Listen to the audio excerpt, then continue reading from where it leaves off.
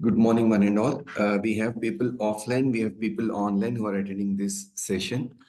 There are people from Andhra, North India, Tamil Nadu. So we'll have this discussion in English modem. To start with, people who don't know me, my name is Praveen Kumar. I'm a chartered accountant. I'm from Telangana. I did my BSc Electronics, then I did my MBA, I did my ICMA, and then finally I did my CA. I have been in teaching profession since 2010, and I teach indirect taxation and financial accounting on a regular basis.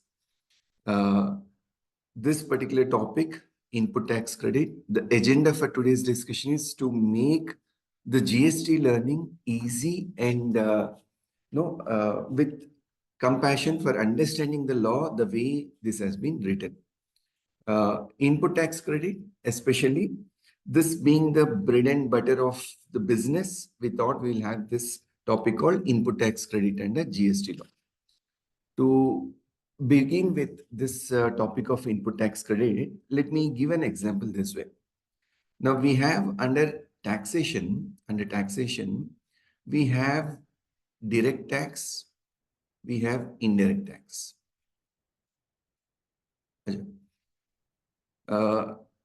Before we commence with this, there are 3 sessions we have scheduled. Day 1, day 2, day 3. The agenda for these 3 days, how we are going to understand this particular topic called GST. Day 1, I'm going to teach you on basics. What do you mean by input tax credit? How do you avail your input tax credit? Day 2, I'm going to talk in detail what are the conditions, what are the restrictions, what are the conditions which we have under GST law. Day 3, I'll take you through a couple of concepts of input service distributor under GST, couple of case laws with respect to input tax credit, and couple of problems with respect to availment of input tax credit, eligibility of input tax credit, and how do we address with respect to the practical issues. This is the flow of our 3 days session. Coming back, taxation, we have direct tax, we have indirect tax. Direct tax, we have necessity to comply when there is an income which is taxable under indirect taxation, under direct taxes. In case of indirect taxes, we have day-to-day compliances with respect to indirect taxes. I repeat, in case of income tax, when I make a profit, like assuming I buy a property, I sell a property, I may have a capital gain, I may have a capital loss. But with respect to taxation, we have advance tax, which comes in 3 times or 4 times in a year.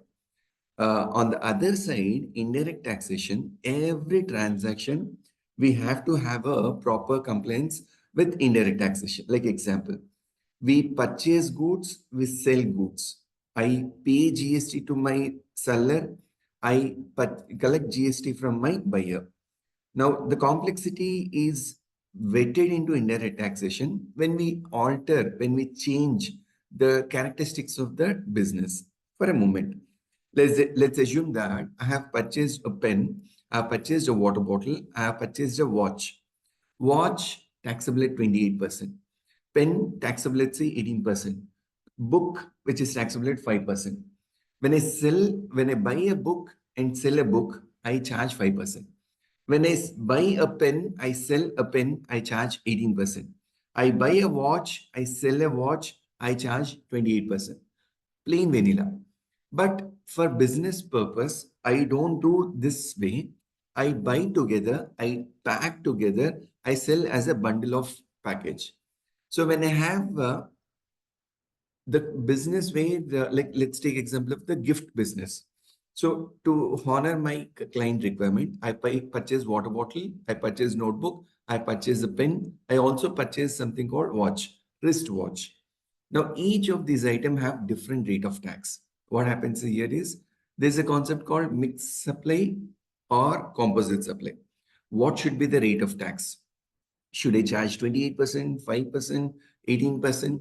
This is where the challenge comes with respect to indirect taxation.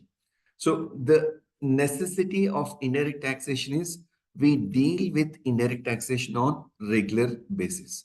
We deal with indirect taxation on regular basis. With respect to purchase, with respect to sale, we have a different challenge.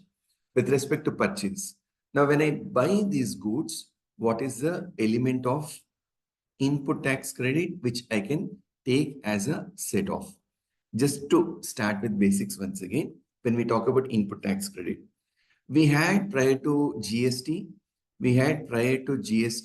something called VAT. Prior to VAT, we had something called sales tax. Prior to GST, we had central excise, we had service tax. Now, then we had this element called sales tax.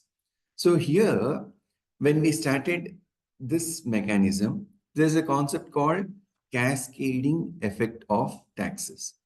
Cascading effect of taxes. That means to say tax upon tax. Tax upon tax. Now, government felt let us not have this tax upon tax, which is going to be a burden, to the business.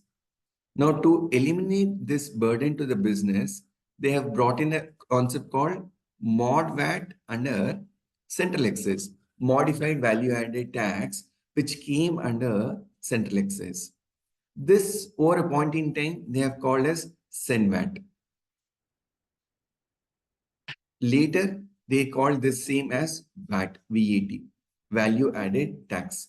That means to say the cardinal principle of the taxing authority. Cardinal principle. Tax to be applied on value addition only. On value addition only. This is what the government had a agenda when it came with respect to input tax credit. I repeat once again.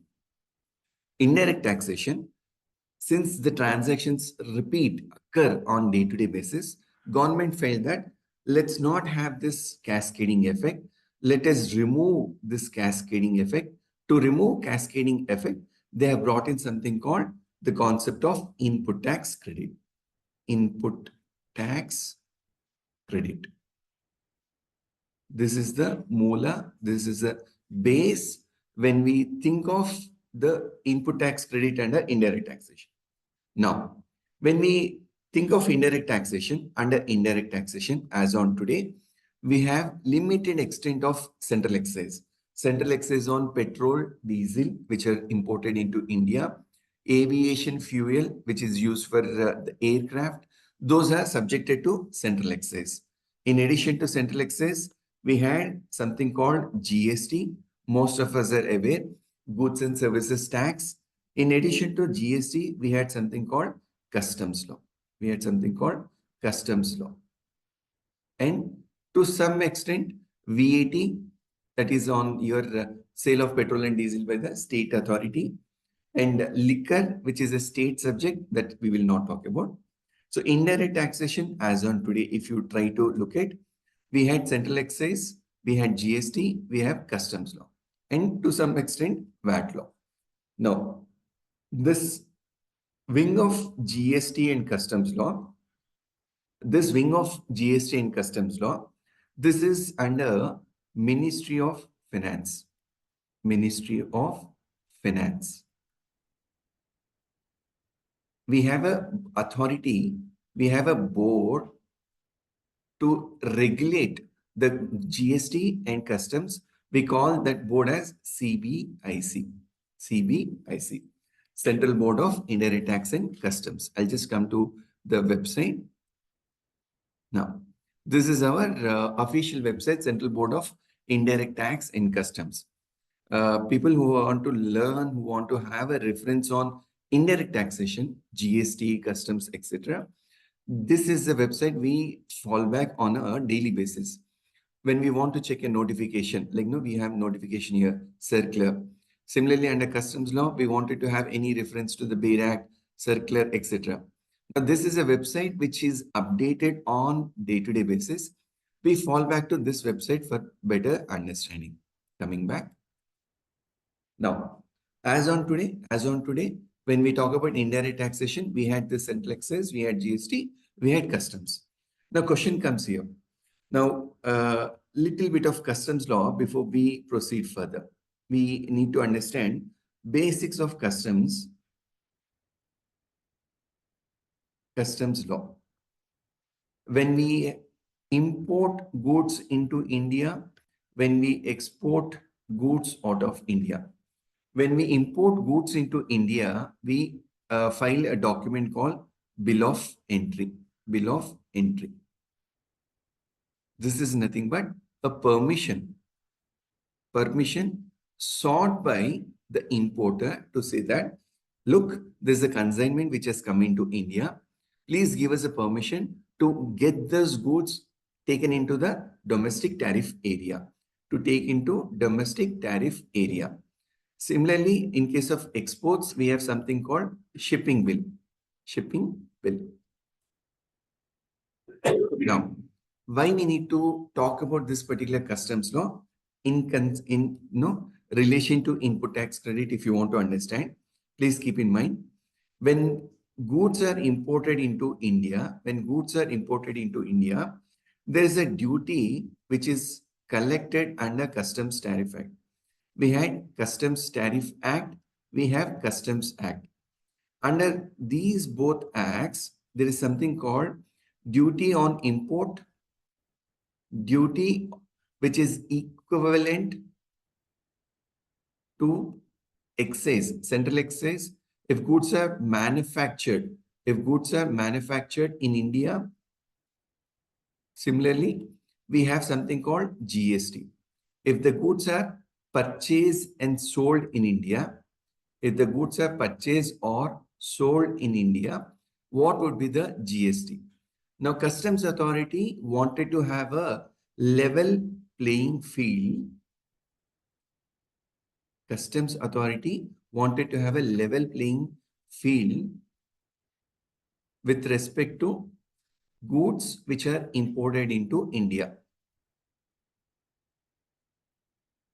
So to give one example, way back in 1990s, we had, when we think of a car in India, someone who is willing to purchase a car, we had a brand called Maruti. That point in time, there is one more company called Fiat, which was just entering into India. Maruti had I would say, monopoly that point in time. No one had no equivalent to Maruti. This is way back in 90s. That point in time, when Fiat was importing their vehicles in semi-knockdown condition. Semi-knockdown condition is where I have engine, tires, body, chassis, all which are coming into India in a semi-knockdown condition. Now, to levy customs duty, they would like to know what is the central excise which is paid by Maruti? What is the sales tax which is paid by Maruti? The government of India, that is the CBIC, earlier it is called as CBIT. This particular board wanted to understand what is the practice in India. Let this practice be compensated on these goods which are imported into India. If on the cars which are imported by Fiat, if there is no central excise, if there is no sales tax, this becomes a cheaper product. If this becomes a cheaper product, the indigenous goods which are manufactured would be in a disaster or miserable position. Not to have this particular situation, customs authorities always try to look back into India, whatever the relevant duties and taxes, these duties and taxes are applied. Now, this is a basic point which we talk when we talk about input tax credit. So now, what is the relevance of this customs law with respect to indirect tax. Now, for a moment, let's assume that there is a laptop which is manufactured by Dell in Japan. This particular laptop is imported into India. Now, assuming for a moment there is a buyer. This buyer is in Karnataka. Now, when this buyer files a bill of entry, this particular buyer will pay import duty. He will pay duty equivalent to GST, which is called IGST. So anyone who have seen bill of entry, you would come across that there is a input tax, which is called integrated tax, paid on this particular laptop, which is imported into India.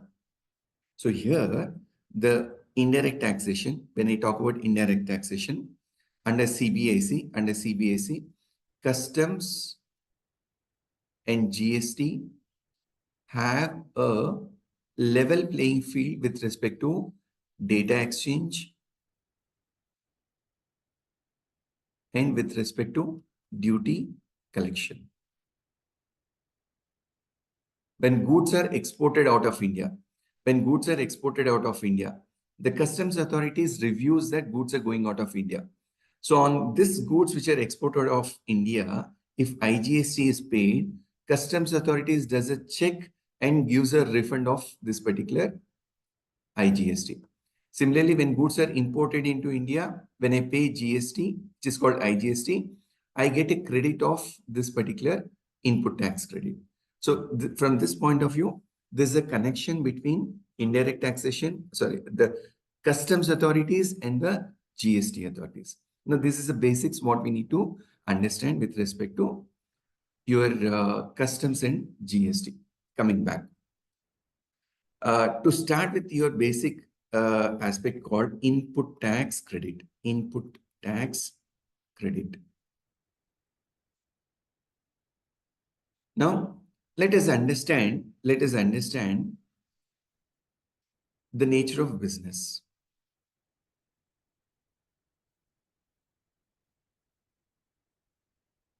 When we talk about nature of business, we have to imagine, we have to recap how mother gives a treatment with respect to their children in a family.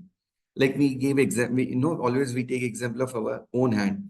Like when we look at our fingers, not all the fingers are of same stature. Similarly, in terms of business, you have someone like small business, small retailer, then a MSME who have been little bigger than a small retailer.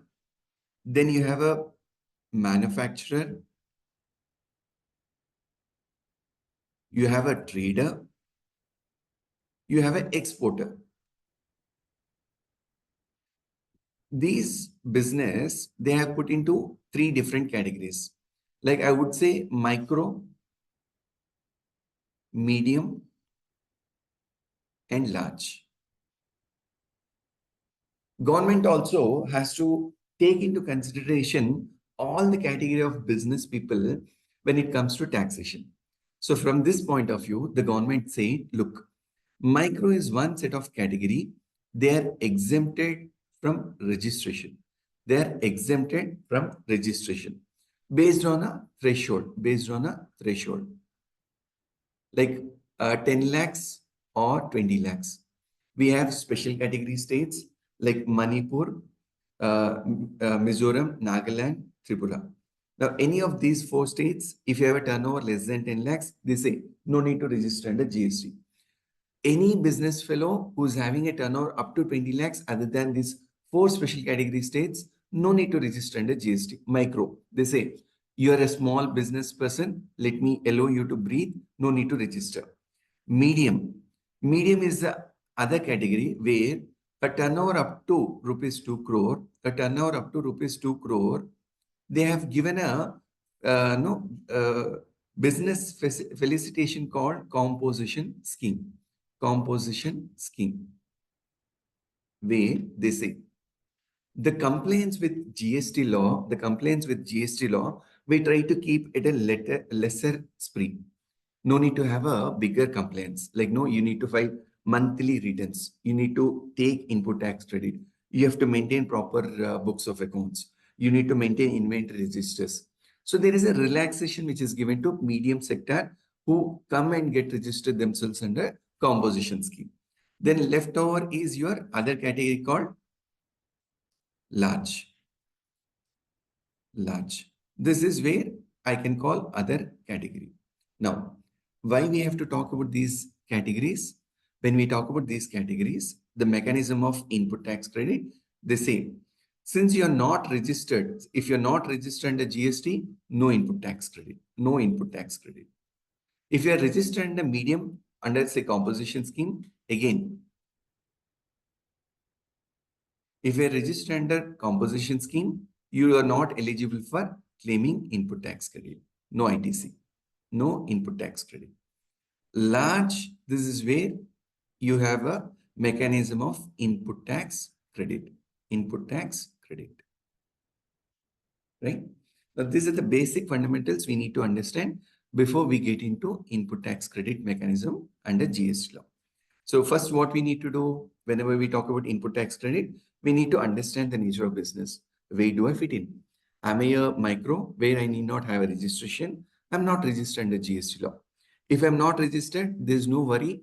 I don't pay output tax. I don't claim any input tax credit. If I'm in a medium category, assuming if I go for composition scheme, which is a very, very simpler scheme, then you need not to have a big compliance under GST law.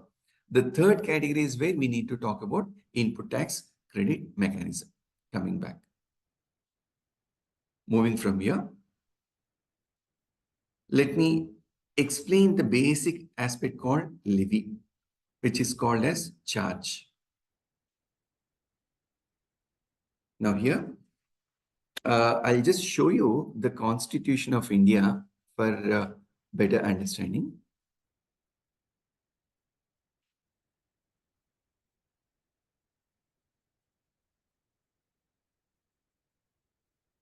The Constitution of India, this is a base for any taxation, any law which we talk about. In this, let me just show you something called fundamental rights. Hope you are able to see my screen, Shiva.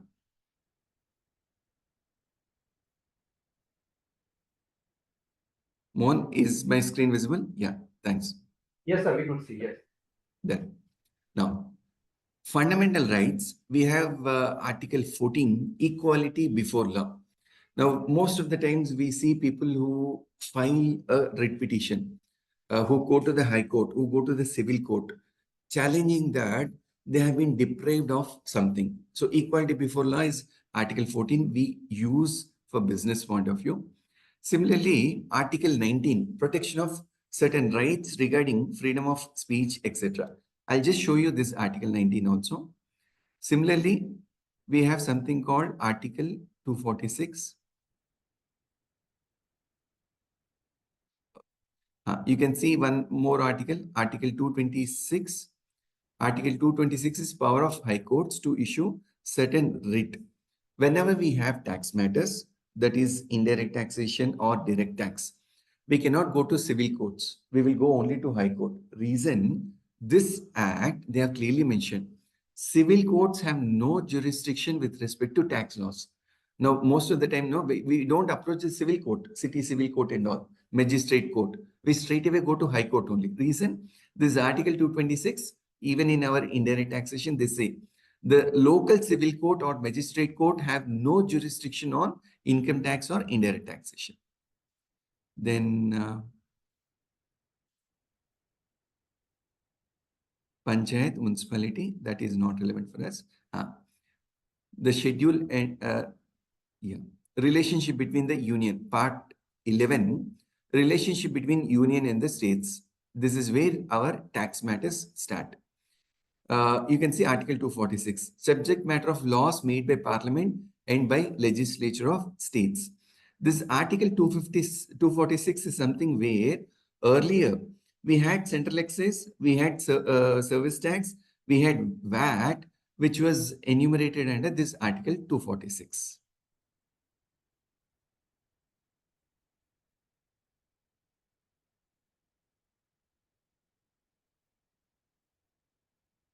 Then one more.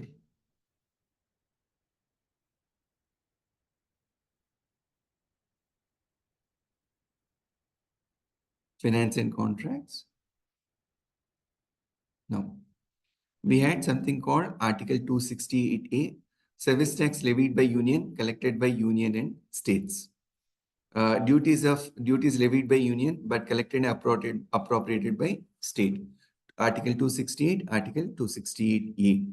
This is where your GST comes into picture to say that you have authority where the central government will collect but given to the state government. State government will collect, which is given back to the central government. So this GST derives from Article 268 and 268A. In conjunction with these two, there's one more important article called Article 265, taxes not to be imposed save by authority of law. Article 265. Now, these are the articles generally people who practice in courts, people who have a court practice, they by and large refer to these basic articles. That means to say, was there any authority for an officer to collect any law? Now, this is a fundamental which we need to learn before we learn any basic act. My suggestion is when you want to study income tax or indirect tax, you need to understand the root, then come to this particular reading. I'll give an example before we go further on to understand this. Let me put it this way. Say, there is a hotel. There is a hotel. This particular hotel has got accommodation. This particular hotel has got, say, a restaurant. Also, they supply liquor, part of their hotel business. Hotel accommodation, this is subjected to GST. Restaurant, this is subjected to GST. Liquor, this is subjected to state excise. That is to say, no GST. No GST.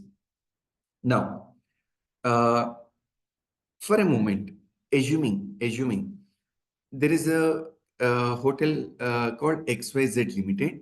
XYZ Limited. They have given a particular offer. What do they say? See, when you book a accommodation in our hotel, say like we have New Year, Christmas or New Year, which is going to come. Whoever is going to make the booking 25th to 31st, we would charge you 10,000. We would charge you 10,000 where liquor is free. Now, this 10,000 is subjected to GST. Subjected to GST. Now, when a customer asks, so what is this breakup? He'll say, 2,000 is towards the room stay. 8,000 is towards unlimited liquor. Unlimited liquor. Now, keep in mind, though is collecting 10,000, where he says clearly accommodation charges 2,000, liquor is 8,000. Suppose he's going to give a bill for 10,000, saying that I'll charge GST at the rate of 5%. At the rate of 5%. That point in time, this Article 256 is going to come into picture. Article 265. This Article 265 comes and says, taxes not to be imposed save by authority of law. This Article 265 clearly says that. I'll just show you this article. Very small article, but very interesting.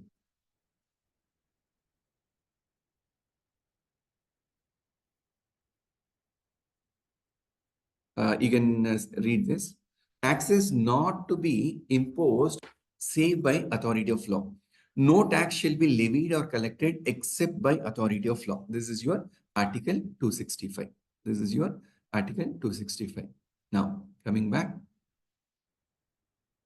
Always, whenever a tax needs to be collected, whenever a tax to be collected, there should be an authority. So from where do I derive this authority? This is from the Bail Act. So where do the authority for the Bail Act comes from? Parliament. That is, when there is a empowerment, which is a bill which is passed by Parliament. From where the Parliament gets the power, they get the power from the Constitution. That means to say, first there should be a authority in a constitution. This authority is exercised by the Parliament in state assembly. Parliament will pass a bill. That bill gets enacted as a Bail Act. That Bail Act should give a authority to collect something called tax. Now, this is what we need to understand. Why again I'm briefing all this? When I come to a particular example, then you will have a clarity whether I can pay, whether I need not pay. This is what we need to understand. Now, moving further. Any doubts before I go further?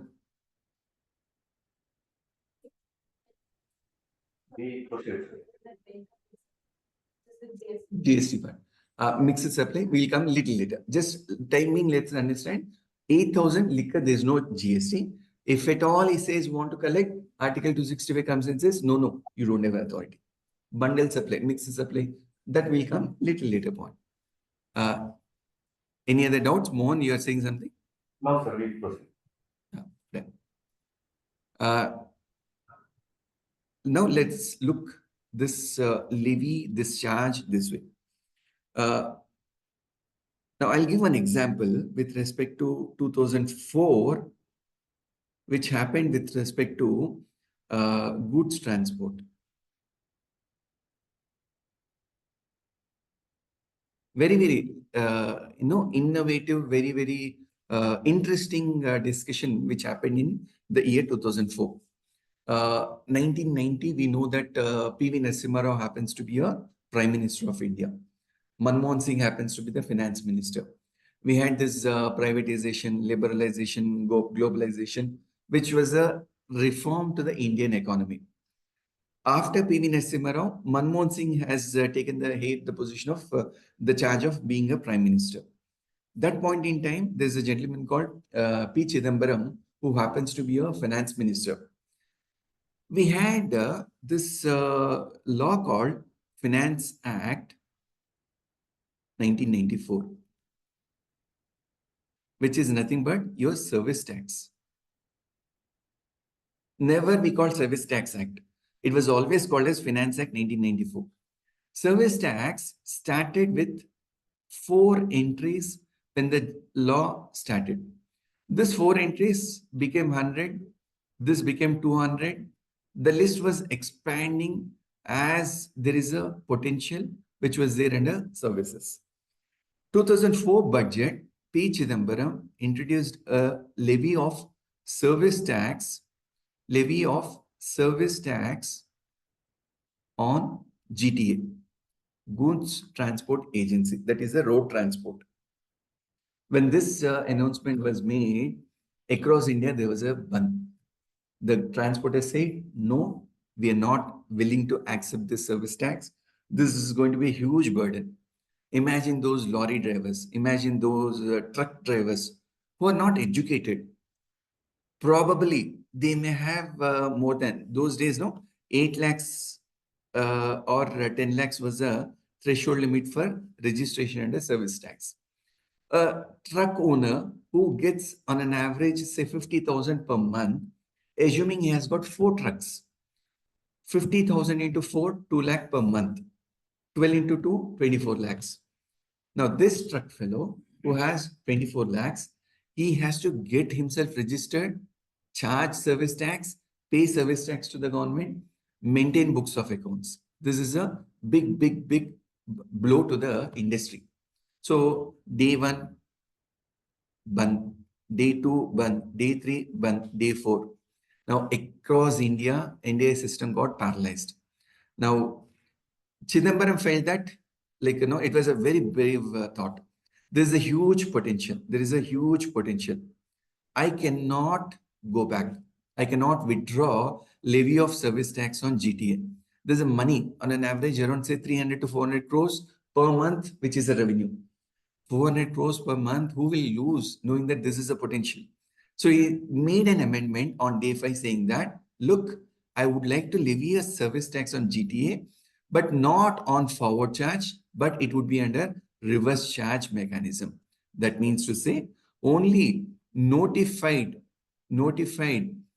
people or notified person has to pay tax, which is under reverse charge mechanism.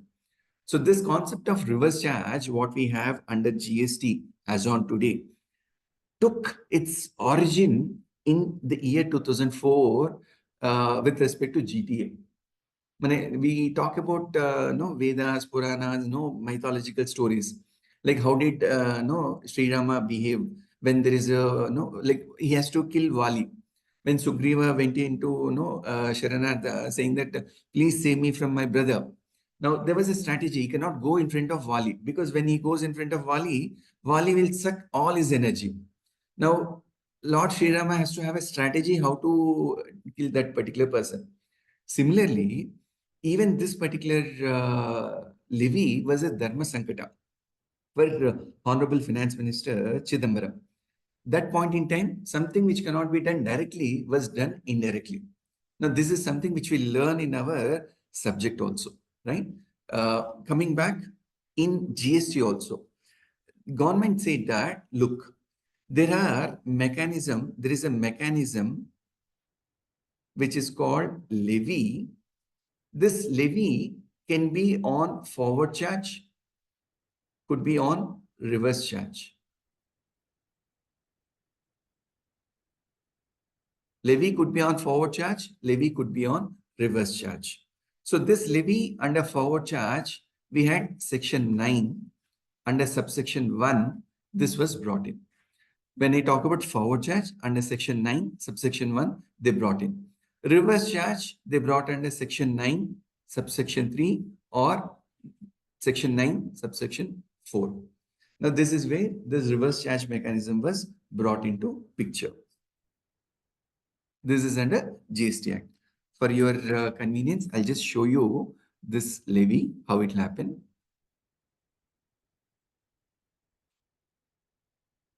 When I come to my Bear Act, this is my Central Goods and Services Tax. This is from CBAC website.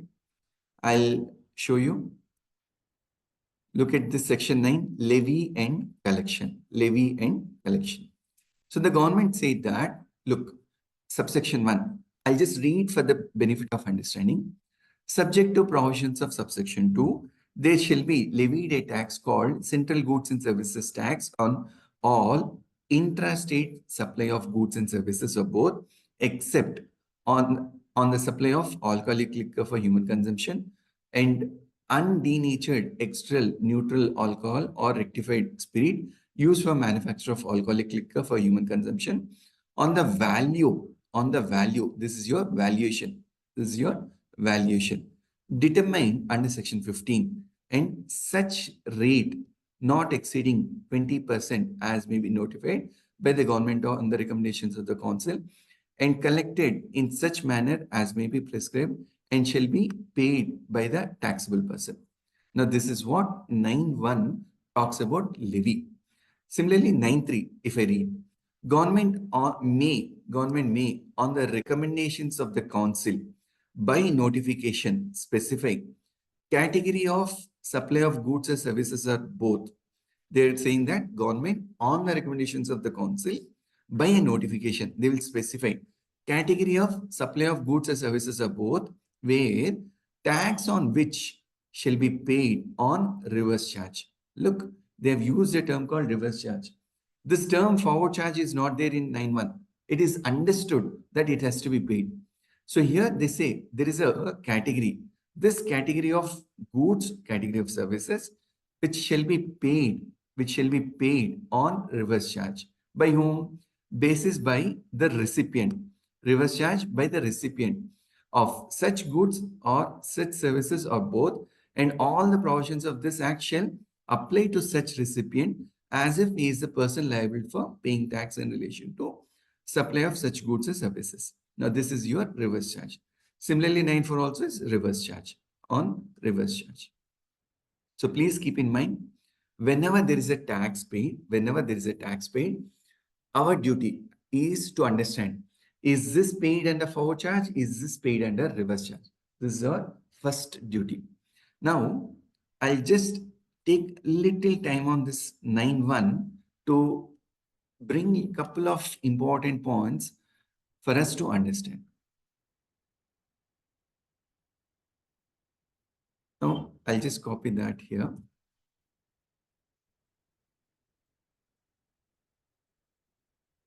In this particular levy, in this particular charge, this is your levy. Little important, pay attention. Subject to provisions of subsection 2, let's forget. There shall be levied a tax. I highlight this. There shall be levied a tax called CGST on all interstate supply of goods or services, except on supply of alcoholic liquor for human consumption, so and so, so and so, so and so, on the value which is determined under section 15, and at such rates not exceeding 20%, notified by the government on the recommendations of council, collected in such manner as may be prescribed, shall be paid by the taxable person. Now, levy, if you read this particular charging section, this is the moola, this is a base, for all of us to understand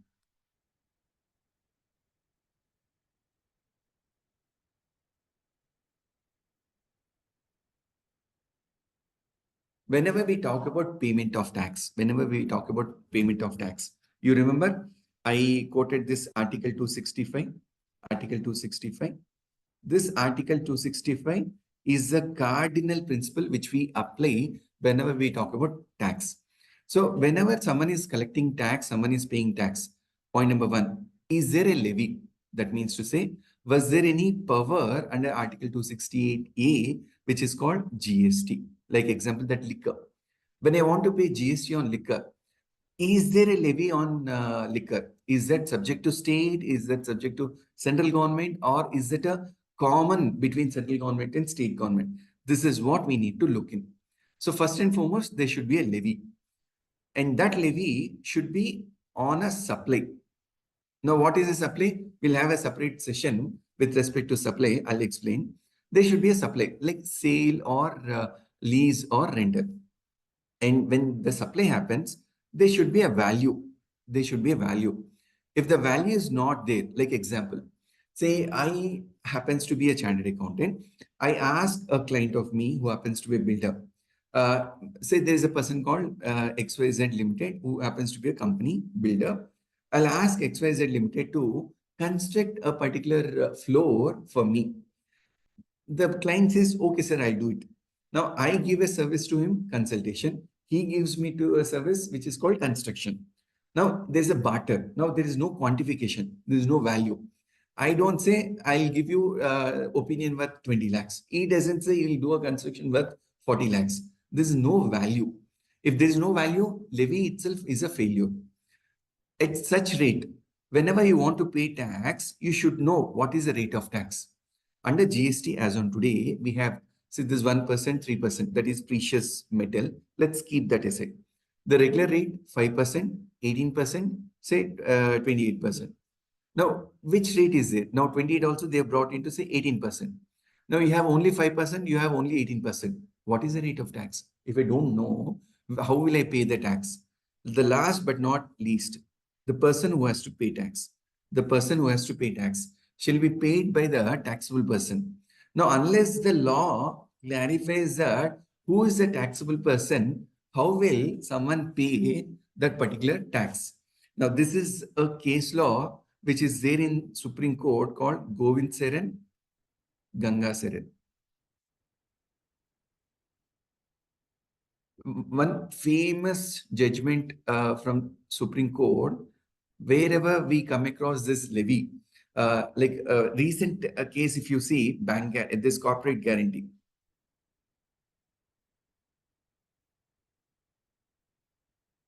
Govind Saran, Ganga Saran is where we have applied this element on corporate guarantee. When GST officers said you have to pay GST, we were asking them, sir, is there a levy? If there is a levy, where is a notification to say that on this I have to pay tax? Also, whether is it a supply of goods, supply of services? We don't understand. Like example, sir, I take working capital loan. On working capital loan, there is a hypothecation, there is a security which is required. I don't have sufficient security. My parent company gave a security for working capital loan. Using working capital loan, I manufacture goods. The loan which is given for me from the bank, for which there is a security which is given by the parent company, should I consider as a supply of service or supply of goods? Now, this is where the complexity comes in. And then value. Sir, assuming if there is no consideration, what should be the value? If there is no agreement, my parent company to the sister company, on what value I have to pay GST and what rate I have to pay. And last but not least, who is the person who has to pay tax on that particular transaction?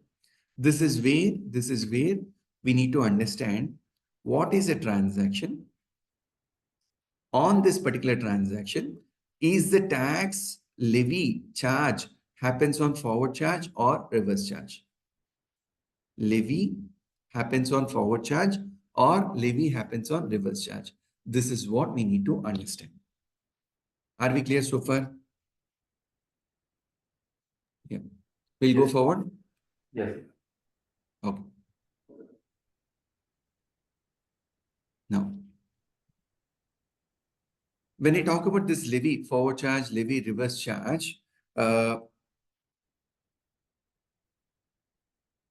one important point we need to understand is suppose, like I said, where do I find? Now, with respect to levy, I have mentioned that 9193. For 93, there is a notification called GST 13 of 2017, where you will get to know which are notified goods, which are notified services on which you have to pay tax under reverse charge. This is under service. Similarly, there is one more notification called 3 of 2017, where there are goods which are notified on which have to pay tax under reverse charge. Barring this reverse charge, rest all under forward charge mechanism. So we will get to know with respect to forward charge, we will get to know with respect to reverse charge. Now, let's take one simple example to understand before we get on to the ITC. So there is a security agency, security person who happens to be a proprietor. He gives a service to a company.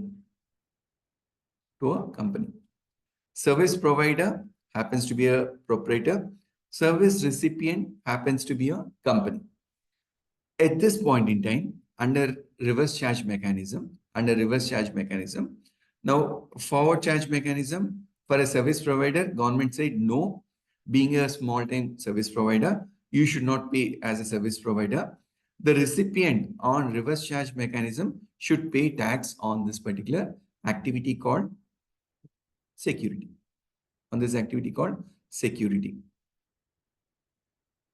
Now question comes here.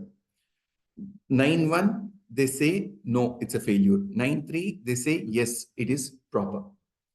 For a moment, let's assume that I'll name this proprietor as, say, Shiva. And recipient happens to be a company called ABC Limited. Now, Shiva gives a tax invoice, saying that, sir, I will pay tax under forward charge mechanism. You pay this tax to me. Now, is this proper? Shiva says, I will pay tax under forward charge. ABC Limited, you claim the input tax credit on this particular thing. Now, answer is no. When law says it should be under 9.3, it should be under 9.3. So when a GST audit happens, the government will ask, did this company called ABC Limited, has it paid this particular tax on RCM? If they are not paid tax on RCM, the officer will ask, why have you not paid tax on RCM? The company will say, sir, look, this gentleman, he paid tax under forward charge.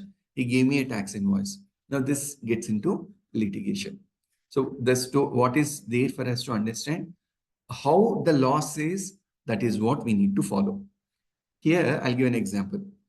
In India, we have a rule that when we drive a motor vehicle, we should drive on the left side of the road. I shouldn't drive on the right side of the road. So what will happen if I drive on the right side of the road? Like, no, you drive on the highway, you will see the result, what will happen. So when the law says this is the law, don't challenge, don't question. If that law is affecting the fundamental rights, like assuming you like after a certain age, you shouldn't go to college. Like after 60, you shouldn't, no, it is a retirement age, you shouldn't go for college, higher education. Now, there should be no fundamental right which is getting affected. Those things can be challenged, but otherwise don't challenge the law. Now, this is what we need to understand with respect to forward charge, with respect to reverse charge. Now, these are all the fundamentals which are relevant for us to understand this basic element called input tax credit. Input tax credit. Government said that, look, you can avail input tax credit. I'll just come to the GST law to show you this input tax credit. Section 2, which talks about definitions.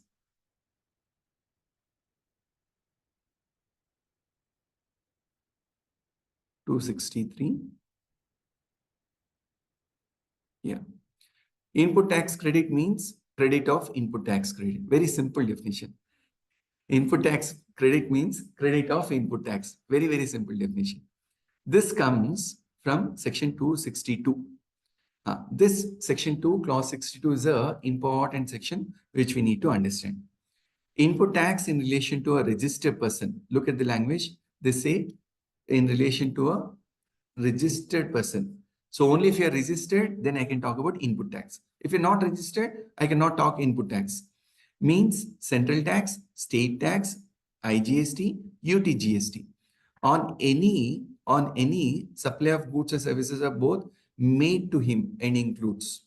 So there is a supply which is coming from levy, which is made to him and includes. Point number 1. Integrated tax and services tax charged on import of goods. This is your imports. Tax payable under 9394, reverse charge. Clause B is your reverse charge. Tax payable under 5354 of IGST Act. Again, C is also reverse charge. This B is under central GST. This C is under IGST. Tax payable under 9394 of respective state tax, SGST. Tax payable under 7374 of Union Territory. This is also reverse charge, but does not include tax paid under composition levy. So only one exception, composition levy. We'll understand this input tax in detail once again.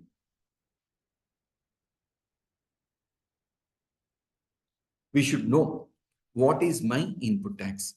We will try to understand what is my input tax credit. My input tax credit is tax charged on goods or services. Now, whenever I talk about input tax credit, the primary thing I need to keep in mind is registration. I should be a registered person. If I'm a registered person, then first is tax charged on goods and services. This will be under forward charge. So that means to say, sir, if I have any tax invoice, I have a tax invoice. On the invoice, there is a levy called GST. Then I can claim the input tax credit. Then second, goods imported, where I pay IGST. When I say goods imported, the document which should come into your mind here is bill of entry. So bill of entry, this could be a direct import or this could be purchased from a SEZ. This could be purchased from a SEZ unit or SEZ developer. When we talk about taxation, indirect taxation, for the purpose of indirect taxation, SEZ, there is a deeming provision. Deeming provision. What does it say? SEZ is outside India. For the purpose of indirect tax, direct tax, income tax, GST, customs law. SEZ outside India. That means when I import material into SEZ, no customs duty. When I import services to SEZ, no GST. When I export goods out of SEZ, no again export duty. Income tax exemption for certain point in time for SEZ units. This is a special benefit what we have with respect to SEZ. Question comes. So why is that SEZ has that special treatment? Like, no, people say, mother always have a love and affection to the youngest kid, could be a boy or girl. Always they say, you pamper, pamper. No, SEZ is something like that. India needs foreign reserves, the foreign currency. The forex should be encouraged. If I don't have a healthy forex balance, the economy will have a disaster. Like one example, recent 6 to 9 months back, if you see, Sri Lanka had this particular miserable position of imbalance in the forex reserves. That means if you don't plan your imports and exports, you import, import, import. When you import, you need to pay to the vendor in foreign currency. I don't have so much of foreign currency, then I borrow, borrow, borrow. I become a weaker position. Their income, economy fails. To have that forex maintained, there is a special unit called SEZ. Coming back, one is under forward charge, one is on imports. Then the third is your reverse charge mechanism. Any GST I have paid under reverse charge. So when I talk about reverse charge, it could be under IGST Act, it could be under SGST Act, it could be under UTGST Act or CGST Act. Now, for your understanding, I could be a union territory. I could be either a state or a union territory. I could be either a state or union territory. Central GST, state GST, central GST, UTGST, IGST when there is an interstate supply which is going to come into picture. So keep in mind, whenever I talk about input tax credit, I have only three. One is tax which is paid under forward charge, tax which is when paid on imports, tax which I have to pay on reverse charge mechanism. All these three can be considered as my input tax credit. Now there is an exclusion. What is that exclusion? Exclusion is tax paid under composition scheme. Under composition scheme.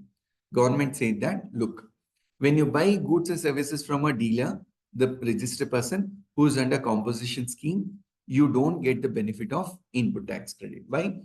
The rate of tax is lower, 1% or 2%. So the government wants to give a relaxation to that micro business. That's why government said no benefit of input tax credit. Let these composition dealers also survive.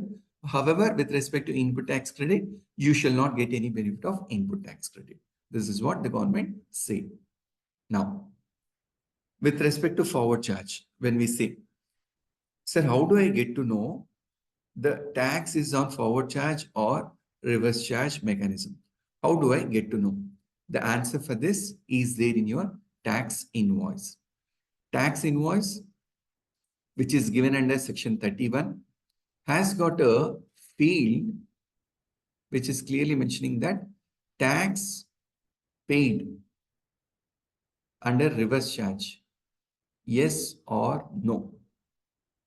So most of you, if you go back and see these tax invoices, which is issued under Section 31, read with Rule 46, it clearly says that the seller has to clearly mention tax to be paid under reverse charge, yes or no.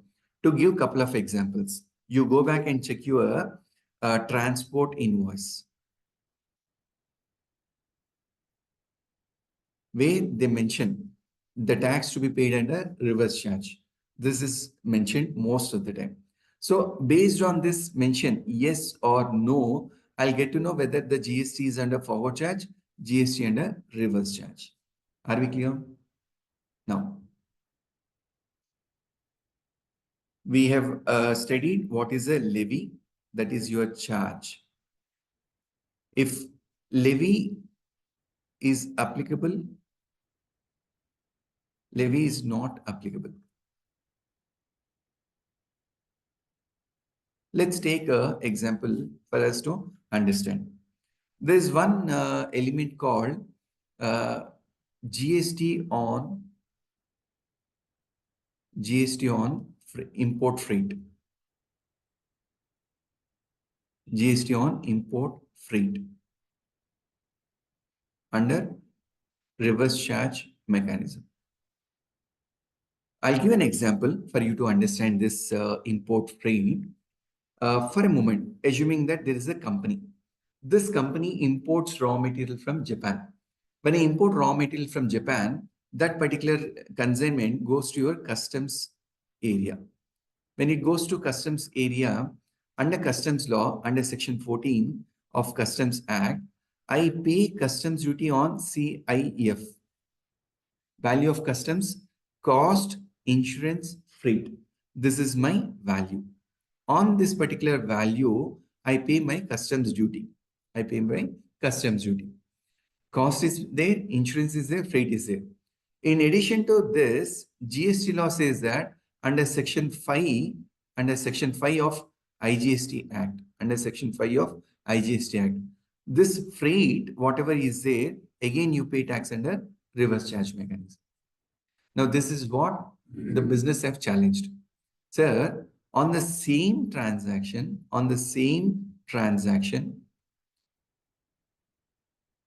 should I need to pay customs duty? Should I need to pay GST under reverse charge? 2 times. This was challenged by a company called Mohit Minerals. This is a Supreme Court judgment where this particular entity called Mohit Minerals have challenged that, sir, there's no change. I paid freight to my freight forwarder. Once when I paid customs duty, I paid duty. On the same transaction, again, you are collecting something called GST. If you recollect, under customs, I pay like the taxes which are applicable in India. On this particular freight, there is a GST which is applicable. Already customs authority have taken. Again, on the same freight, again, you're asking me to pay GST. So this is what challenged. So this Supreme Court said that no, there should not be tax collected twice on the same transaction. You should pay only once. This is what the government has said. Coming back for a moment. Scenario one, there is a applicability. I have paid GST. Scenario 2, there is no applicability. There is no applicability, but GST is not applicable, but still I have paid. GST. Say I have paid on reverse charge mechanism. I have paid under reverse charge mechanism. Now, can I call this as an input tax credit? If this is what we have to understand, we need to remember Article 265, where there is a power given to the GST authorities under Article 268A to levy something called GST. When there is no power, GST cannot be collected. So if GST cannot be collected, what needs to be done? That needs to be refunded back.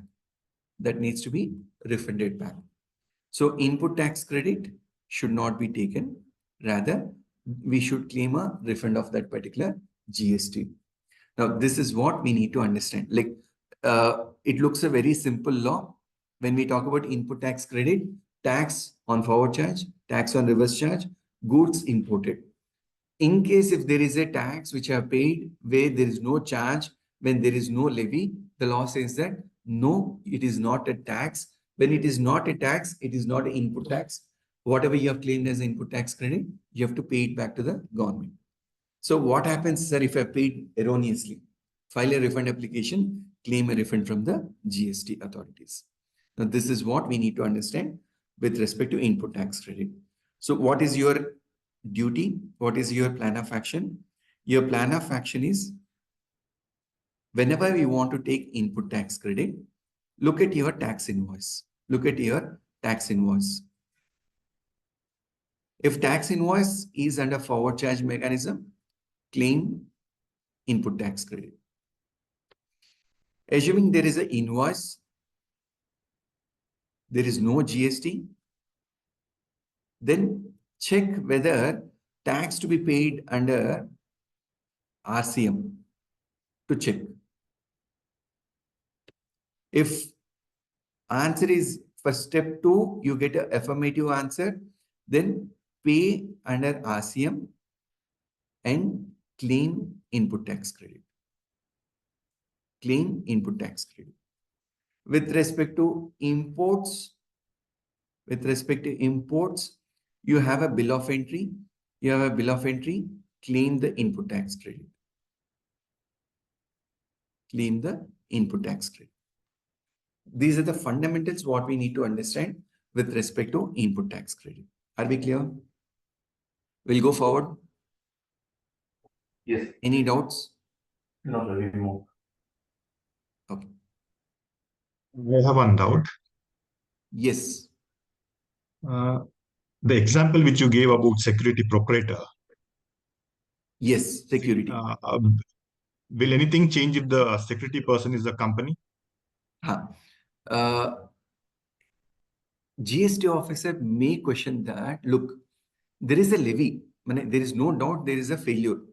When I come to this screen, Shiva, is there tax? Is there a levy applicable? If the levy is applicable, then the question comes, is it under forward charge, reverse charge? In case if the vendor, this proprietor who has charged GST, if you have a documentary evidence to prove to the GST officer, so there is a tax invoice, the vendor has collected GST, vendor filed his GST returns, this is appearing in my GST portal, he paid the tax to the government. Now, ultimately, government has to get the revenue. If all the compliances are there, then the officer will not disturb you. If you fail to prove to the officer, then officer will disturb you. Is that clear, Shiva? Yeah, because many of my clients, they have security personnel who are companies. So they're charging on a forward basis. I understand. So here, the questions to answer, there is no failure with respect to levy. That we are clear. GST paid on that particular security, it is not unconstitutional. It is constitutional. Question comes is it under forward charge, reverse charge? Though it is under reverse charge, my security person has collected and paid to the government. Now, government officer will say, prove that this particular GST was paid to the government. How do you prove? The onus is on you. You have to call for the GSTR 2B, it should be there. The vendor should be filing tax, 3B should have been filed. The jurisdictional range officer gives a declaration that so-and-so security person has paid the taxes, there is no default. If you can prove all these things, you are on a safer zone. Clear, Shiva? Yeah, thank you. Coming back. Now, from here, we travel to the mother of the complaints, which is under section 16. Complaints part where mind-boggling GST provisions were brought in. Now, this is like when you have it's a population of 1,000. In the population of 1,000, say there are 4 or 5 people who always try to go beyond the law. To catch hold of those 4 or 5 people, the things were made so complicated where the GST complaints came into this position as of today. Now, what does the law say from section 16 point of view? First and foremost, they say that you should have a tax invoice. You should have a tax invoice or such or a debit note to claim input tax credit. To claim input tax credit. The fundamental to claim input tax credit, I should have a tax invoice or I should have a debit note. Now, I'll not get into details of tax invoice. That is there under Rule 46. This is your first point. Second point, goods or services should be either supplied or received by the recipient. Now, I'll give a simple example for us to understand here. I have a bank account. When my customer deposits money into my bank account, only then I can enjoy that money. Till the money is credited into my bank account, it is not my money. Similarly, the law says that you should have received the goods, you should have received the services. Mere having a tax invoice, it is not your money. Mere a tax invoice, you cannot claim input tax credit. Those goods should have been received by me. This is what the law says. Now, this looks little awkward. Why will someone take an input tax credit without actually receiving those goods, actually receiving those services? No, law is so complicated. Let us understand this way. There's a let's assume that there's a manufacturer of steel. There's a builder. There is a site. Say the manufacturer of steel, let's assume Jindal Steel. Jindal Steel, they have a plant in say Tamil Nadu. The builder is located in Karnataka. The site where the work is happening, say it is in Andhra Pradesh. For all practical reasons, the builder will not receive the goods at his factory. From there, he will not take to the site. Correct, no? So he'll say, sir, build to me in Karnataka, ship to the site which is there in Andhra Pradesh. We call build to, ship to. Say, 25th April, the bill was given. The material was traveling,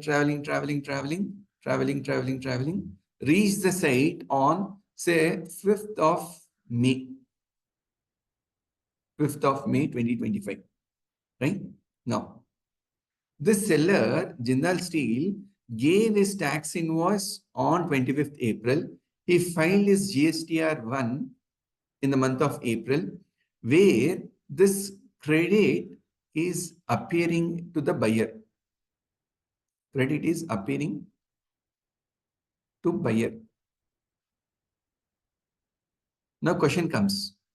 On 30th April, on 30th April 2025, on 5th May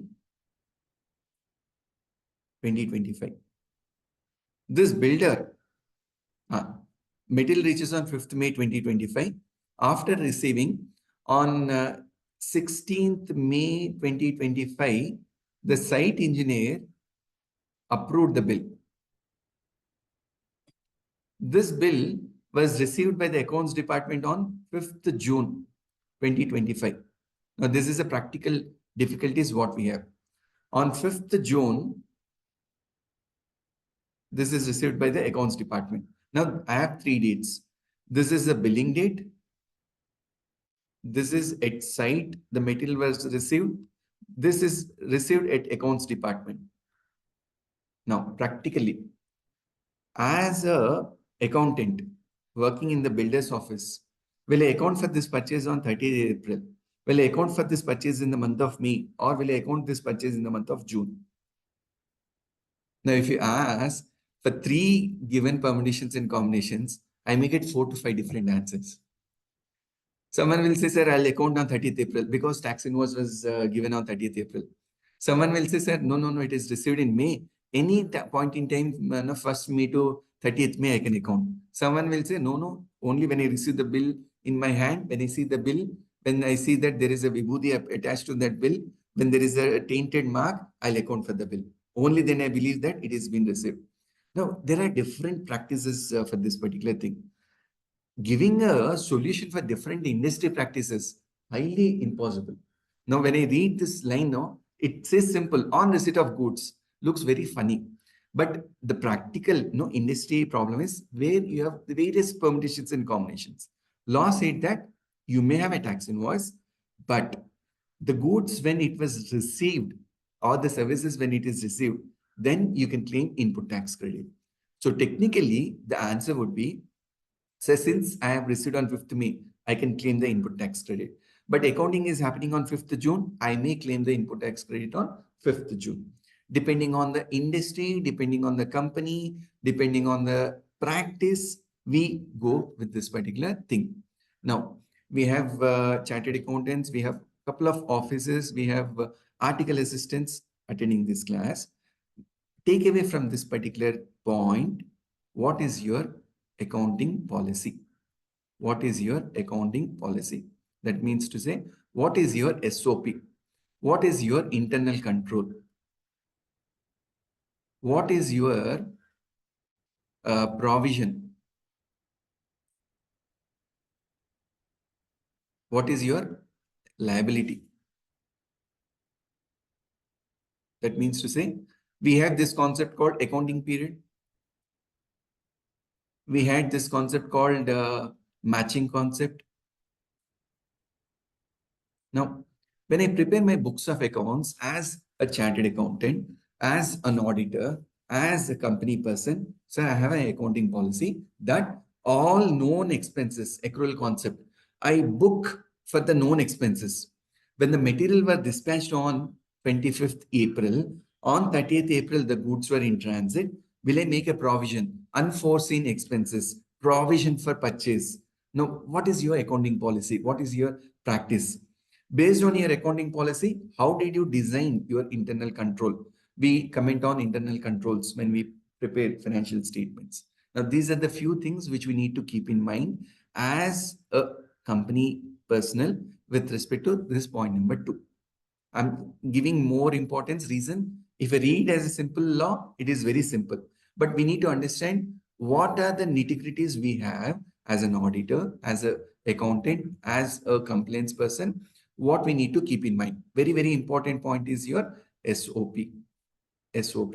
What does the law say? What is that we are going to practice as a company? This is what we need to keep in mind. This is your second point.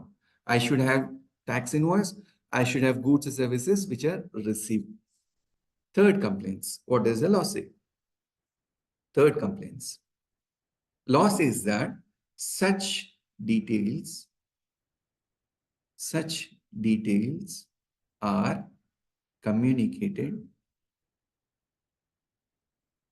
Such details are communicated through outward statement by the supplier. That means to say the vendor has to file GSTR1. Based on the GSTR1, in the books of buyer, in form GSTR2B, this should appear. This should appear. Now, this is where the government has put in extra caution. As I said, no, to catch hold of that 3 to 5% mischievous industry people, they have put in so many conditions. Look, you have a tax invoice. Well and fine. I don't object. You have received the goods. That is also good enough. The third condition is your vendor, no, who has given the tax invoice, let him go and file his GSTR1. When he files his GSTR1, that comes and appears in your inward statement called GSTR2B. Now, this is where we feel heat. We feel, complexity. So what if, let's take a simple example. We have, say, the wholesale market. In Bangalore, we have a small place called Nagatharpet or SP Road, where we buy items in wholesale. Similarly, we have this, like Chor Bazaar, we call in Delhi. I go to this wholesale market, I buy from a vendor. 28th, I purchase. I come back, I account. When I close my books of accounts, I see that that vendor didn't file his GSTR1. Is it my mistake or is that vendor mistake? I have an invoice. I have received the material. I have a bank statement to prove that I made the payment to my seller. But still, government says, no, no. You can claim the credit only when your vendor has uploaded his GST.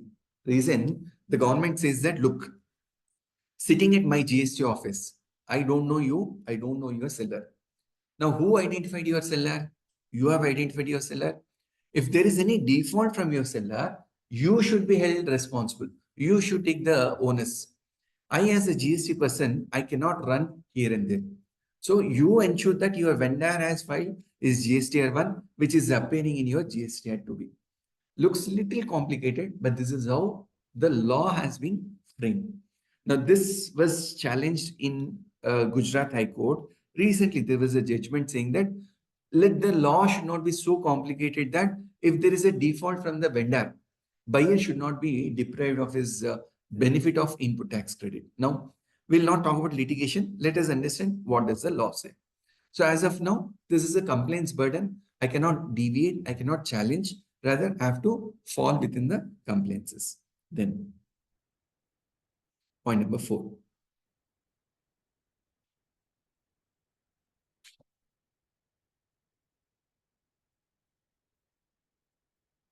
Point number 4.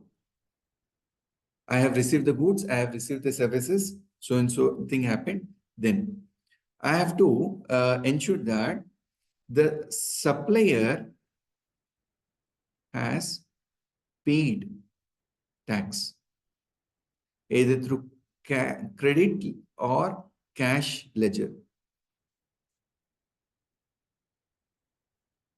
The government said that, hey, look, you have received the invoice, you have received the goods. You have also ensured that your vendor has filed his return called GSTR1. Now, next leg, you ensure that your supplier has paid the tax. Now, this is something like, I have to have a bank account, I have to have a GST login of the supplier. In case if he's defaulting, I should do operation on his behalf. Again, if you ask, sir, why are you making so complicated? Government says, who asked you to purchase from so-and-so vendor? I didn't ask. You have identified your supplier. You ensure your supplier is a compliant supplier. If your supplier is defaulting, then you take the onus of this particular supplier. Now, don't worry. We have time limit for this. You have time limit for this. I'll come in this in detailed manner. In last GSTR 3B has to be filed to avail input tax credit. Now, keep in mind, I'm not reading the Bayer Act Section 16 as it is. I'm making you understand this Section 16, each and every point in a detailed manner. If you read that Section 16, all this is what you will come across. Even in examination, if you want to write, just need remember these compliances. Now, 3B has to be filed to avail input tax credit. That means to say, the money has come into your bank account. Click a button, accept. When you click a button called accept, it comes into your bank account. Similarly, to enjoy this input tax credit, you need to file your GSTR 3B. In your GSTR 3B, you have to say, yes, this credit I wanted to enjoy. Now, to summarize, they say that you have a tax invoice, you account for the tax invoice. When you account, you'll account only when you receive the goods or services. You check whether your vendor has filed GSTR1, it is appearing in your 2B, then you avail this particular input tax credit in 3B.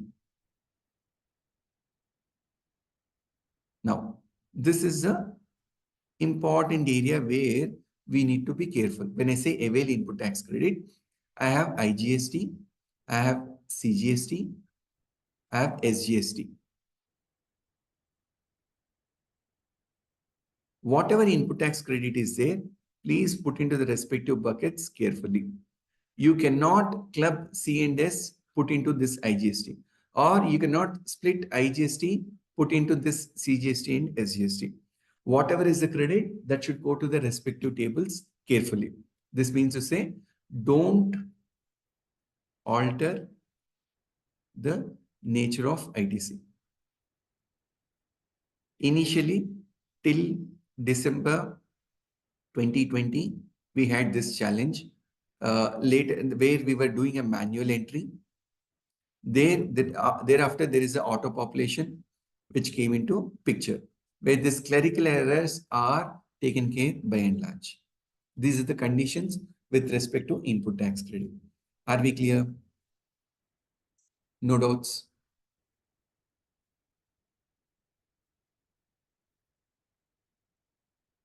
Can we go further?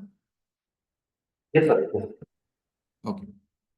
Now, coming further, look at the nature of person. Look at the nature of person. Say I'm a proprietor. I'm a partnership firm. I'm a company, say private limited company. Nature of registration. Assuming proprietor has registered as a regular person. Partnership firm have registered as composition. Private limited company, assuming for a moment, they have not registered. No registration. Now, with respect to input tax credit.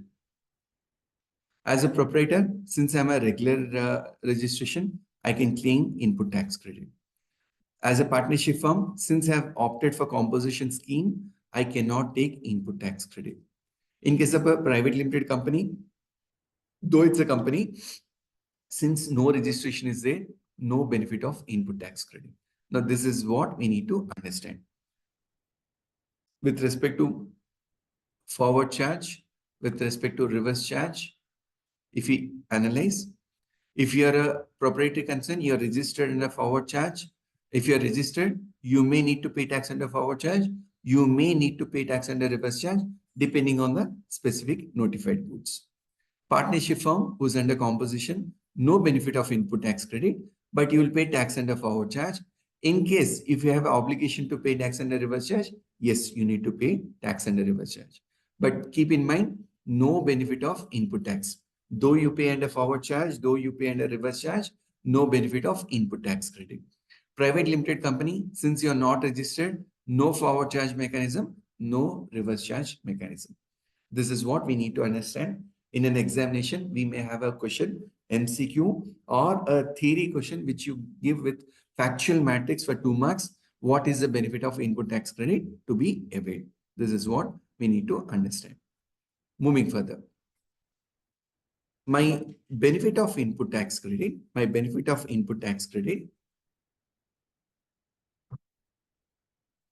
this starts with section 16. This says subject to section 49, you can claim input tax credit. Section 49 links it to section 41. No need to remember the sections. You need to just remember the architecture, how this law is going to work upon. Law says that, look at the terms and conditions. Look at the terms and conditions. You remember those 4-5 conditions?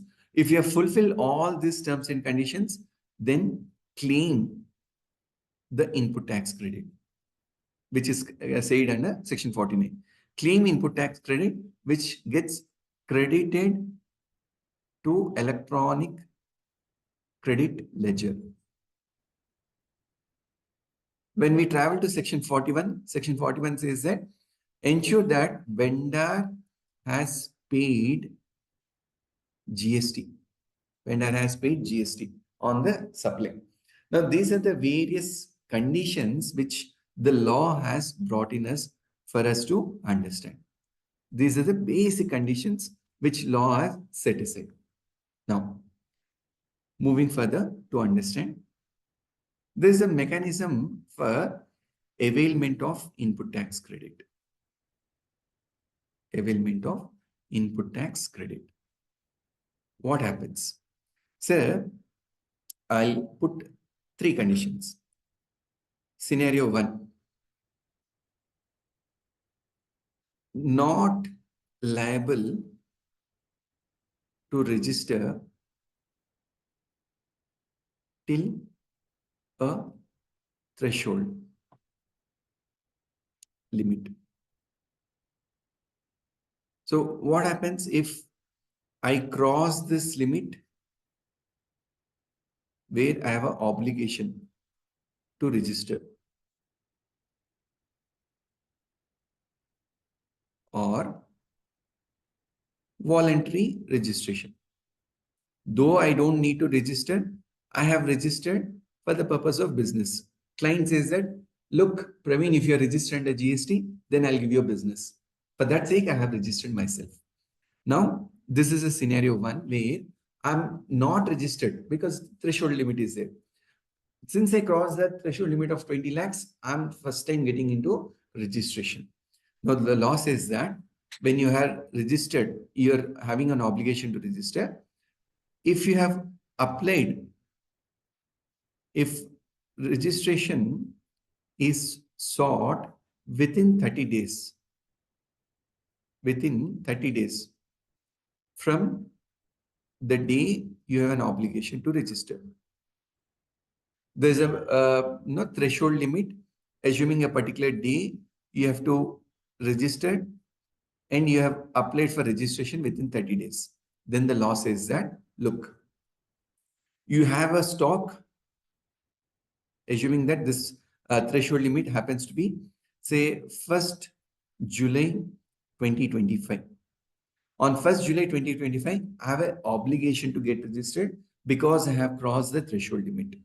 Law says, look at your position of stock as on 30th June 2025. So let's take example.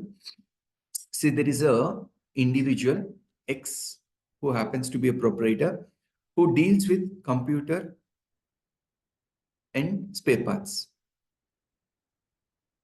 This X has not registered under GST because his turnover is less than 20 lakhs. His turnover is less than 20 lakhs. Till 30th June, he was less than 20 lakhs. On 1st July, he realized that I'm going to exceed this 20 lakhs. Then he applied for registration.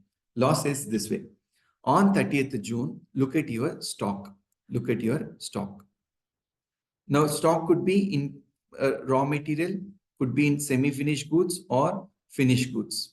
If you have this position, then you can claim input tax credit, on this particular stock. Why? From 1st July, you're going to register under GST. You're going to pay GST under forward charge mechanism to enable you whatever stock is there as on 30th June. On 30th June, whatever IT stock is there. On this stock, whatever ITC is there, you can file a simple form called ITC 01 and pay your output tax. Now, this is where raw material, semi-finished goods, finished goods come into picture. Now, when I read the law, this is very easy to understand. Practically, like when we talk about a manufacturing entity,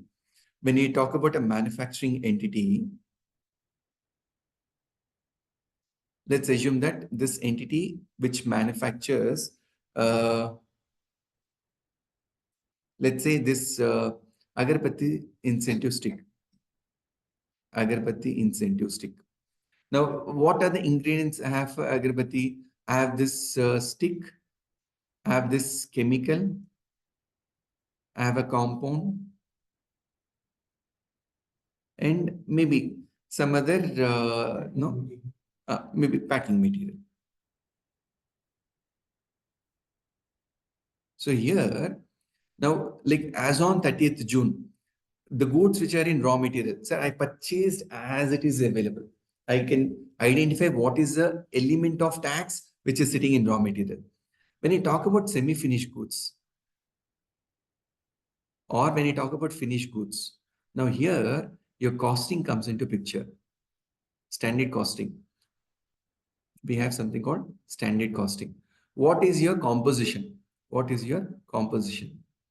Input, output. What is your input which you mix to manufacture your output? So based on your standard costing, I need to identify what is your raw material sitting in semi-finished goods, what is your raw material which is sitting in your finished goods.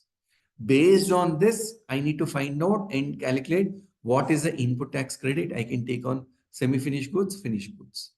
So here law says that when you file your ITC 01, if the value of input tax credit is more than rupees 2 lakhs, then a chartered accountant certificate, CA certificate is required. Because the value is more than this amount, someone has to certify what is your value of input tax credit. Now, when we talk about this raw material, semi-finished goods, finished goods, law says one additional condition. What do they say? The bills which are less than 1 year, these alone are capable to claim ITC. The government said that, look, you have given me your stock position. On 30th June 2025, you have given your stock. Now you need to travel back in time to say which are your purchase bills. These are your purchase bills. So when you identify your purchase bills, the age of this purchase bills should be within 1 year. Within 1 year to claim your input tax credit. This is what the government said with respect to claiming input tax credit with respect to scenario 1. Conditions are you can take the credit because you are registering under GST. And what I can take, raw material, semi-finished goods, finished goods I can take. And this you need to qualify what is the amount. If the amount is more than 2 lakh, CA certificate, less than 2 lakhs, I can file simple ITC 01 to claim the credit. And when you're doing so, look at the age of these bills. If the age of bills is less than 1 year, you can claim your input tax credit. Examination, we may expect one problem where they'll give you the stock value from based on finished goods. You will apply your composition, the costing principle to identify the value of raw material. Based on the value of raw material, they'll give you the purchase value. On purchase value, you will be given rate of tax, rate of GST. I just need to apply the rate of GST to find the value of input tax credit. Somewhere they'll say doing giving the purchase value, the age more than 1 year, less than 1 year, they would be giving to identify what is eligible, what is ineligible. So examination, we can expect 1 4-mark theory question with respect to ITC 01 input tax credit computation. Are we clear?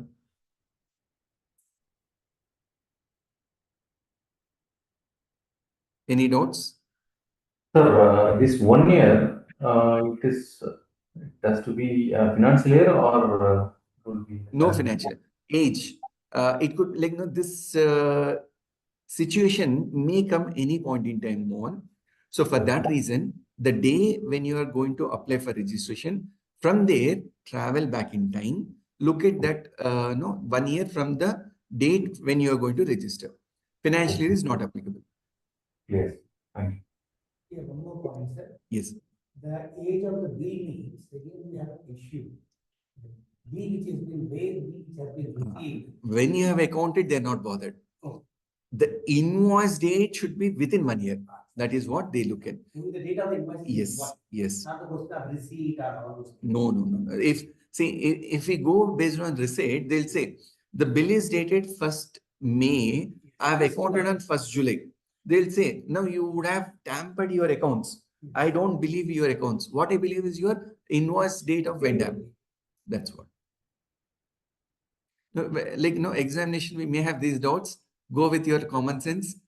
Law will not work to my requirement. Law will work to the requirement of the lawmaker. Based on that, you have to take a decision. Now let's come to scenario 2. Scenario 2, where I'm a person who's under composition. From composition, I have exceeded the threshold or a condition where I am permitted to operate as a composition dealer. I break that condition and I get into the regular GST tax regime. I repeat, I'm a composition dealer. I have a threshold limit of 2 crore. I exceeded the 2 crore. I fall into the regular scheme. Or there's a condition saying that you cannot exceed like goods and services up to 6%, up to 50%. I exceeded that. Whatever be the reason, I want to shift from composition scheme to regular scheme. Even then, this particular ITC 01 comes into picture, here to say your input tax credit on raw material, semi-finished goods, finished goods, in addition, capital goods. You can claim ITC, you can claim input tax credit. This is what which was discussed under section 18.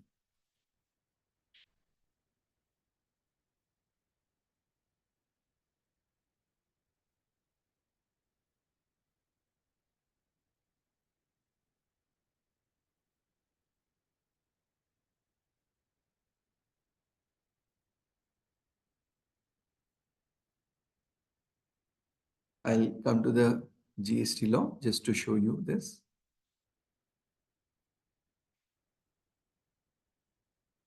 Section 18, availability of credit in special circumstances. Clause C, where person who is registered ceases to pay tax under section 10, that is your composition. Small time vendor, like take example of this printing press who manufactured cardboards, who print this papers, visiting cards, or people who deal with this trading items. They have a threshold limit, they cross the threshold limit. He shall be entitled to take credit of input tax in respect of inputs held in stock, inputs contained in semi-finished or finished goods. This is what common for scenario 1. Also, held in stock and on capital goods. Now, this is something new which came for composition dealer. On the day immediately preceding the day from which the person liable to pay tax under section 9. Now, when we talk about this particular scenario, as a theory, it is easy for us to understand, to discuss. In reality, the practical issue,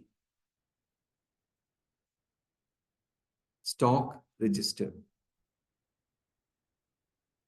No, these small time business people, most of us may do accounting, income tax, or periodical GST filing for them. For these small time dealers, they don't maintain inventory. They don't maintain proper inventory.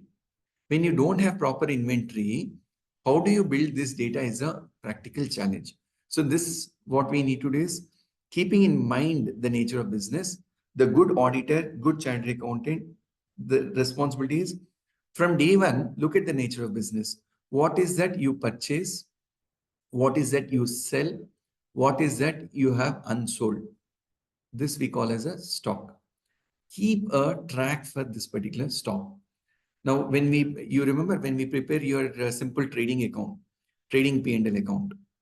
In trading P&L account, I'll have opening stock, I have closing stock, I have sale, I have purchase, where I have this gross profit or gross loss. Now, for doing this trading account, the important point for us is this stock. Never ever go with the value what the client gives. Teach them how do we maintain this particular stock. Now, one additional point we discussed here is with respect to input tax credit on capital goods. Law mentioned that, look, you have your plant and machinery, you have furniture, you have your office equipments, whatever you call as fixed assets, which is called capital goods. On these items, you can claim input tax credit. You can claim input tax credit. This is subject to proportionate input tax credit. This is subject to proportionate input tax credit. How does it work? Law, GST law says that any capital goods, we presume that the life is 5 years. 5 years is 5 into 12, 60 months. or 60 divided by 3, 20 quarters. 20 into 5% happens to be 100%. This is where the law has identified something called GST benefit, that is your ITC, will be 5% per quarter or thereof. Government said that, look, when you have purchased your capital goods, we recommend that you use these capital goods for at least 5 years. On the basis of that, this 5% quarter came into picture under GST law. So in income tax or say Companies Act, my depreciation is 3 years. Say my Companies Act, I depreciate an asset within 3 years. For income tax, I depreciate asset for 8 years. Now, when you have a deviation, GST law says that nothing doing. You may have complaints for Companies Act. You may have a complaints for income tax. I'm not bothered.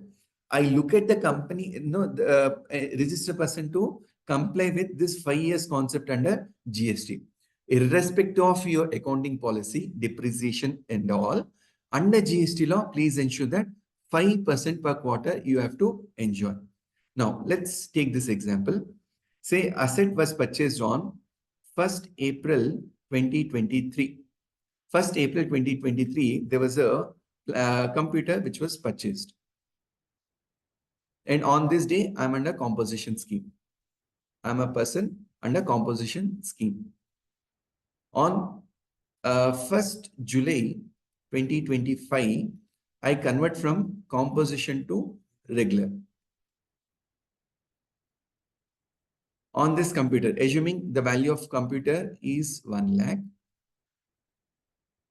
and GST on this for a moment, say 18,000.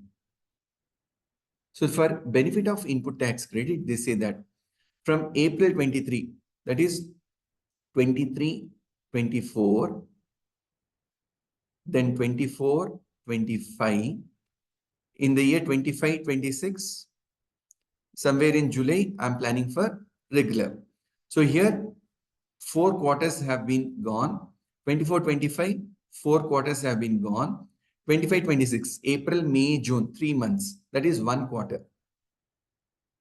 Total 4 plus 4, 8 plus 1, 9. 9 quarters have gone. That means to say, out of your 20 quarters, you have only balance 11 quarters. Balance 11 quarters. So benefit of ITC, when I want to calculate benefit of ITC, my benefit will be 18,000 into 11 divided by 20. This is where I get my answer. Say,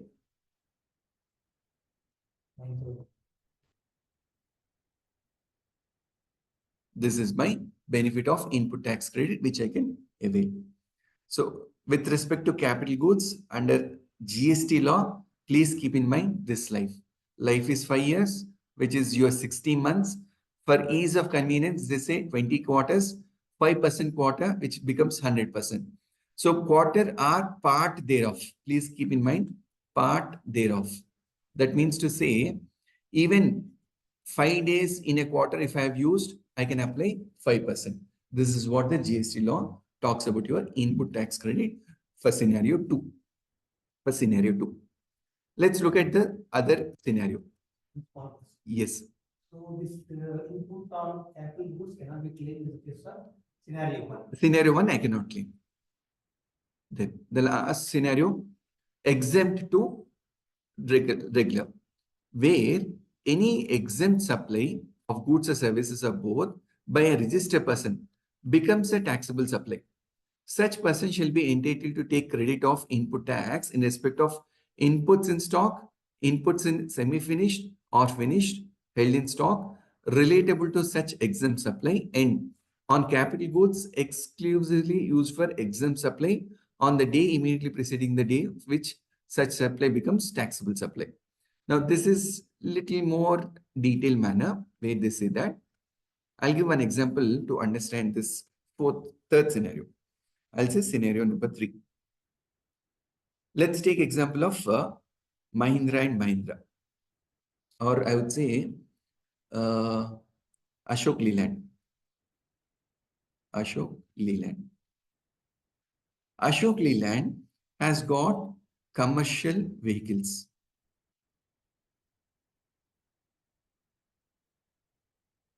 This commercial vehicles, I'll put into this fashion. This is for, say, industrial, say for agriculture, then for defense.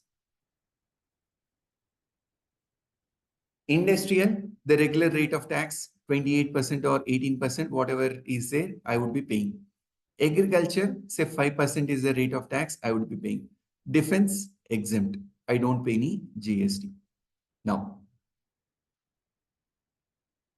how does this Ashok Leland designs their business model is, there will be a particular state where they do only manufacture of this activity. Because if I have one premises where I manufacture industrial, agriculture, defense, I need to maintain separate books of account.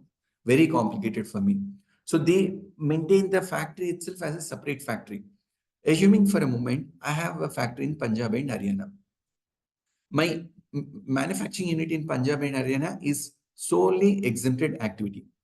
For a moment, from a particular date notified, this particular exempt activity becomes a taxable activity.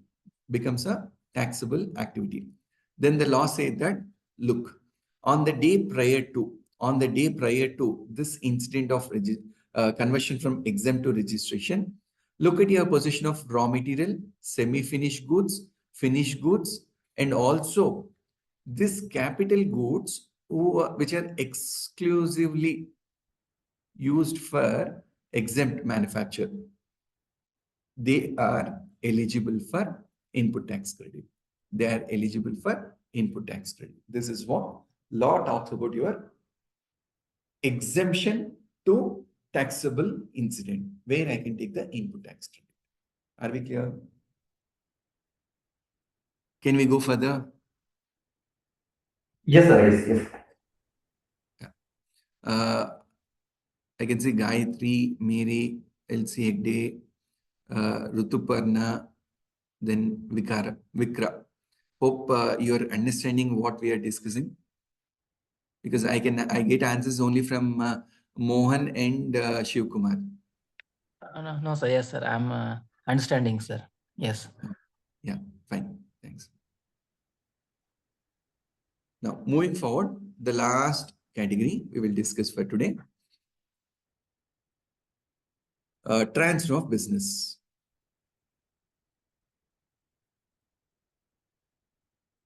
Transfer of business. What will happen with respect to input tax credit when there is a business which gets transferred? Let's take scenario 1. Family partition.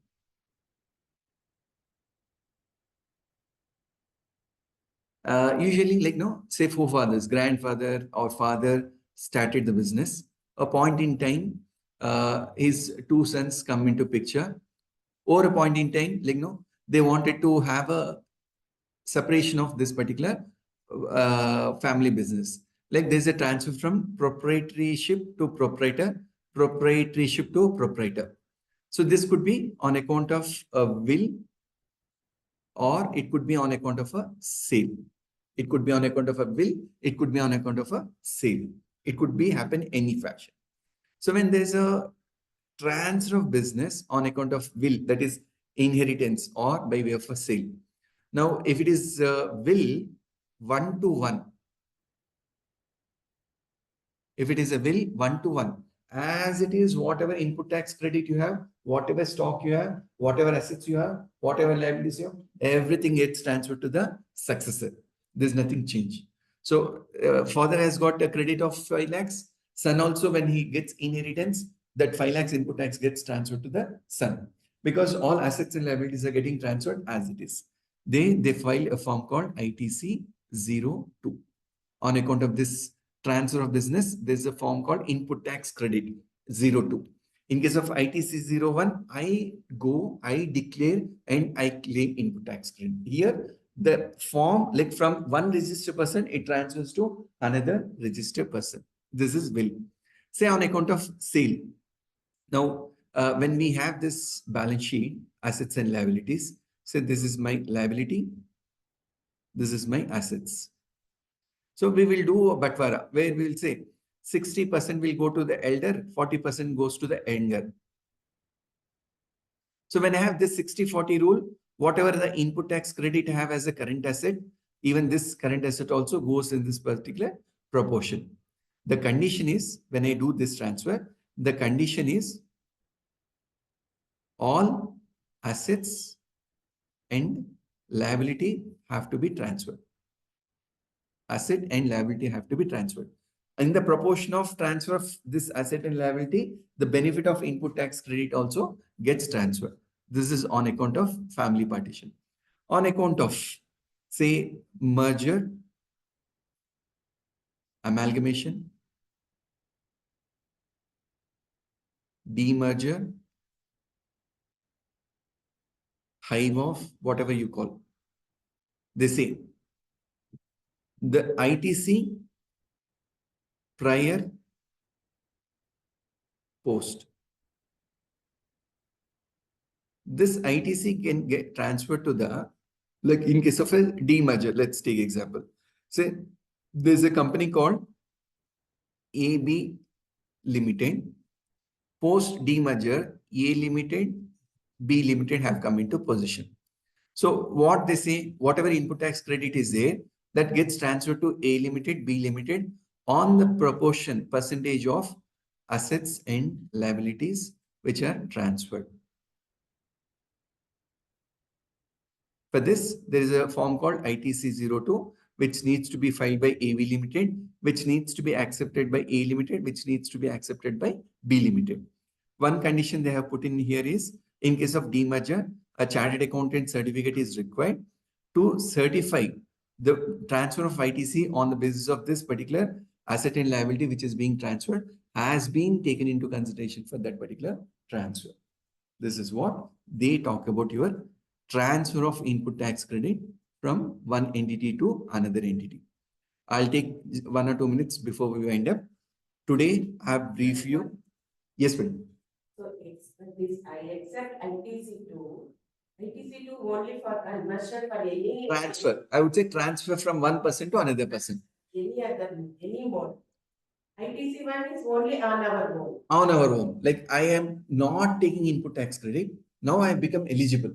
Then I go voluntarily fill ITC1. ITC2 already someone enjoyed the benefit. It sits in the credit ledger. That to transfer, I use ITC2. That purpose. So we have understood the basic fundamentals. What is your input tax credit? We have understood the charge, that is the levy, which is derived from the constitution. From this, we have understood what is forward charge, what is reverse charge. We have understood what is the mechanism of CBAC, that is your indirect tax under customs, under GST, how the data flow happens. We have also understood the basic conditions under section 16. Basic conditions, that is the Panchshil, section 16. Like I should have a tax invoice, I should have received goods, I should have, the tax should have been paid, I should have accounted, that should have been communicated. Panchshil is what we have discussed. From there, we have understood this scenario where ITC 01 comes into picture. Last, we have understood transfer of credit using your ITC 02. Now, till now, also in between, we have discussed one important thing. This capital goods where 5 years happens to be the time limit for availment of input tax credit, right? Now, these are the basic things what we need to know. When I can take input tax credit, what I can take as an input tax credit.